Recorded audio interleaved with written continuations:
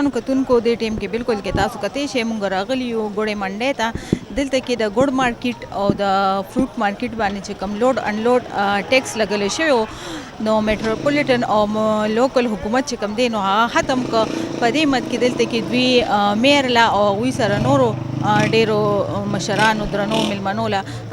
دعوت ورکړی دی هغې حوالې سره هغوی دلته کې به پروګرام کوي راځئ جی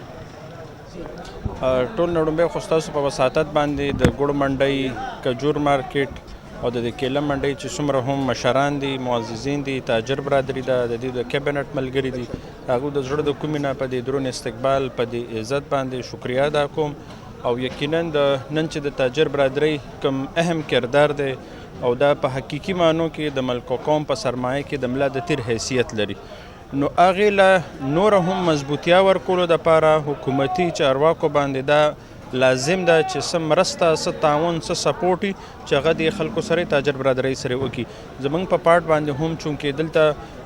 د روزګار ډیر زیات متاثره شوی دی زموږ په دې سیمې باندې د لاین آرډر په وجه د ټیرریزم په وجه بیا د امپورټ ایکسپورټ چې کوم د مشکلات روان دي د ډالر فلکچویشن روان دی د کرنسي د خلکو کیپټل ویلیو ډیره زیاته کمه شوه ټیکسیشن د ملکي سطح باندې ډیر زیات شو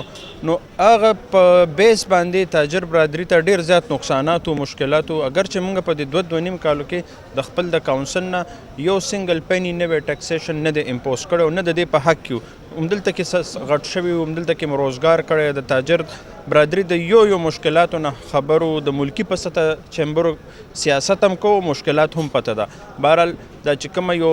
مسله راغلې وه د لوډ انلوډ ټیکس په باره کې د 2019 ایشو د کرونا په وجه باندې بیا پینډنګ شوله نو د هغه پینډنسي به دې کې به خیر و چې یو دم راښکاره شو انشاءالله الله پاک به ولوس یو پرمننټ سولوشن هم راوباسي امید لرم چې کم هم زموږ د دې ښار په سطح باندې بزنس کمیونټي ته څه مشکلات دي بالکل لکه د رونو د بچي غونډه کې به ماته د ښار د یو خدمتګار په تور باندې حکم به راته کوي او موږ پکې خپل کنټریبیوشن کوو چې دغه مشکلات حل کړو ایسه موږ خو ډېر پروګرامونو کې تاسو ګورو لګیو خو کله تاسو غوسه نه ده کړې دا غوسه مولې وکړه دا لکه غوسه خو مې نه ده کړې غوسه او ګیله دا کېږي د خپلو نه او ګوړ منډي زما خپلوان دي ټول زما رشته دار دي زما د وینې خلک دي نو د دیو په ما باندې حق دی او څومره چې د دیو حق دی د هغې په ډبل بیا زموږ په دیو باندې حق دی چې کله خپلوالي شي نو بیا پکې دا شیزونه راشي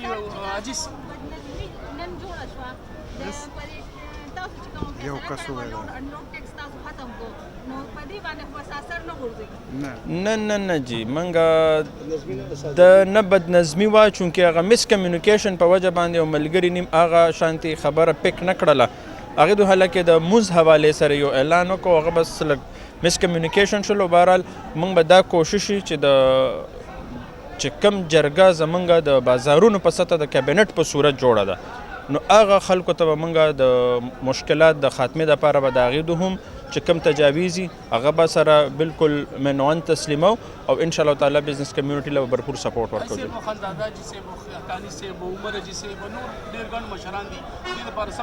د زړه د کومې نه د ظاهر لاله د صدر صاحب خانزاده صاحب د فقیر محمد لاله جی عمر صاحب مولانا امان الله حقانی صاحب د دې د شکریا ادا کوم او قوم ته هم دعا کوم چې